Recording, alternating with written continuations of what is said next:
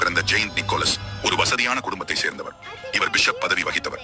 கடவுளின் மீது அவர் வைத்த அன்பினால் ஏழைகள், நோய்வாய்ப்பட்டவர்களுக்கு, குழந்தைகளுக்கும் தனது செல்வத்தை முழுவதும் கொடுத்து உதவினார். காலத்தில் யாரேனும் ஒரு நபர் ஒரு ரகசிய பரிசை பெறும் போதெல்லாம் அது நிக்கோலஸிடமிருந்து வந்ததாக கூறப்படுகிறது.